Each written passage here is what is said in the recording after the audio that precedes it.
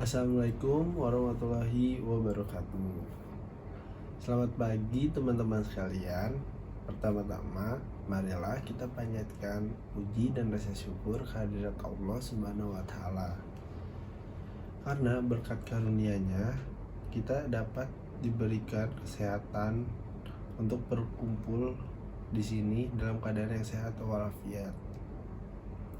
Sebelum saya menyampaikan sebuah pidato, ada baiknya jika kita melihat keadaan dan situasi di sekitar kita saat ini, bahwa di masa pandemik ini membuat orang-orang mengalami bosan, mood yang kurang baik, dan mungkin juga stres karena keterbatasan untuk berpergian dan banyak tugas yang menumpuk.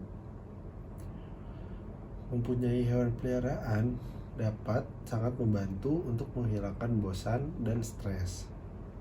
Banyak sekali jenis hewan peliharaan yang dapat dipelihara pada saat masa pandemi. Salah satu hewan peliharaan yang tergolong mudah dan bisa dipelihara pada masa pandemi adalah ikan cupang hias. Manfaat memelihara ikan cupang hias diantaranya dapat mengurangi tekanan pada darah sampai dengan menstabilkan ritme atau irama jantung. Dengan cara memandang ikan hias, misalnya seperti ikan cupang hias. Pernyataan tersebut berdasarkan pada penelitian yang dilakukan oleh Plymouth University, National Marine Aquarium, dan University of Exeter. Kita pun perlu melakukan itu untuk mengatasi stres selama terjadinya pandemi. Ikan cupang juga merupakan jenis ikan yang sebenarnya cukup mudah untuk dipelihara. Ia tidak membutuhkan filter, tidak memerlukan aerator, dan bisa hidup dengan baik tanpa keseimbangan pH atau suhu air. Namun, mudah dipelihara bukan berarti bisa sembarangan. Soalnya, seni memelihara ikan cupang terletak pada keindahan sirip dan ekornya seperti pada ikan tersebut. Ikan ini sangat indah karena dirawat dengan baik. Ikan cupang sendiri tidak banyak perlu membutuhkan perawatan khusus yang perlu dilakukan. Kita perlu memperhatikan wadah dengan ukuran yang sesuai dengan ikan cupang,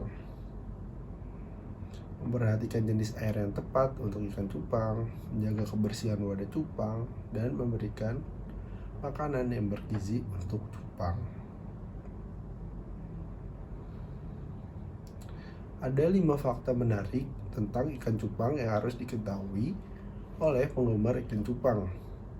Di antaranya adalah, yang pertama, cupang adalah ikan dengan daya tahan yang mengagumkan. Yang kedua, masyarakat Indonesia sudah mengenal jenis ikan cupang sejak tahun 50-an atau sekitar 70 tahun yang lalu.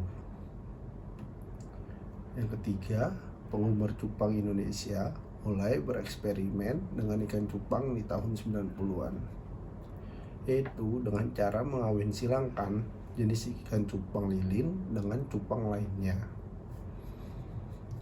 Hasilnya adalah ikan cupang hias yang memiliki ekor dan warna yang lebih mentereng dibanding cupang lainnya. Yang keempat, kontes ikan cupang menjadi populer di pertengahan tahun 90-an. Yang kelima, Indonesia dikenal memiliki jenis cupang alam yang paling banyak variasinya. Sampai saat ini, ada 40 jenis cupang alam yang sudah terdata.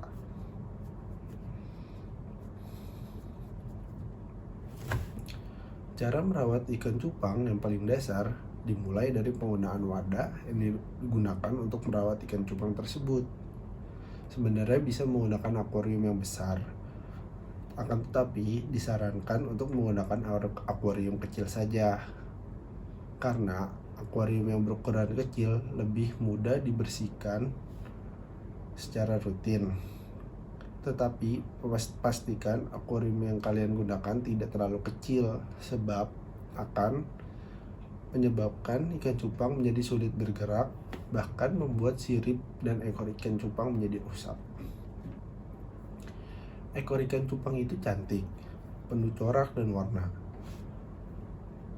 Pola antara satu dan yang lainnya pun tidak pernah sama. Itulah yang membuat mereka begitu unik. Sayangnya, ekor dan sirip ini relatif rapuh, rentan terhadap berbagai sentuhan, bisa rusak digerogoti jamur, bisa robek digigit ikan lain. Ekor yang rusak memang bisa tumbuh dan kembali seperti semula. Namun, dalam hal ini lebih mudah mencegah daripada memperbaiki. Jadi, inilah hal yang harus kamu camkan dan praktikkan agar kesehatan dan kecantikan ekor cupang terjaga dengan baik. Cara merawat ikan cupang selanjutnya yaitu dengan memperhatikan air yang digunakan. Hal tersebut tidak lepas dari air yang merupakan komponen penting pada kelangsungan hidup ikan cupang. Kualitas air akan sangat berguna untuk menjaga kesehatan dari ikan cupang itu sendiri. Sebaiknya kalian menggunakan air yang bersih berasal dari sumur atau pump yang sudah diendapkan, setidaknya selama semalam. Hal tersebut bertujuan untuk menetralkan air dari berbagai zat kimia yang terkandung di dalamnya. Menjaga kualitas air juga bisa dengan mendapatkan daun ketapang dalam air cupang, karena daun ketapang sangat berfungsi sebagai antibiotik alami yang dapat membantu menyembuhkan luka pada ikan cupang.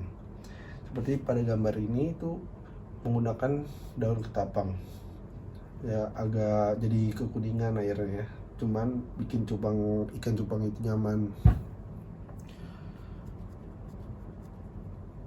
Daun ketapang juga dapat membuat air pH di dalam akuarium menjadi normal.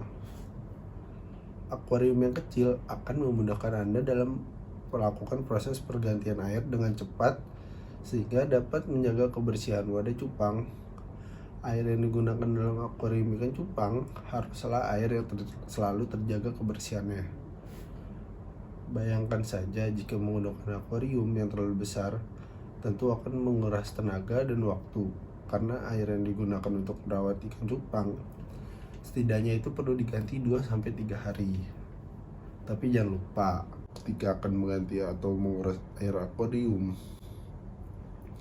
pastikan kalian sudah mengendapkan air yang akan digunakan setidaknya semalam, untuk agar zat kimia yang terkandung dalam air mengendap dan tidak berbahaya bagi ikan cupang.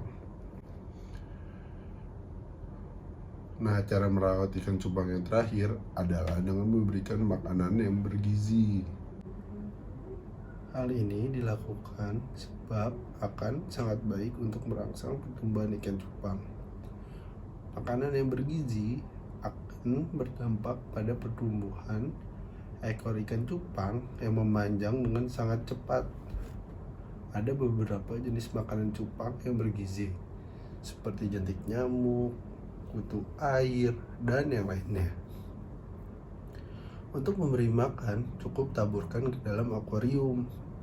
Biasanya, ikan cupang lebih suka mengonsumsi makanan yang mengambang di atas permukaan air. Dan inilah maksud sebenarnya dari pembincangan saya, yaitu memberikan edukasi tentang ikan cupang hias, agar kita semua bisa merawatnya dengan baik dan juga membuat kita semua jauh dari stres akibat pandemik ini.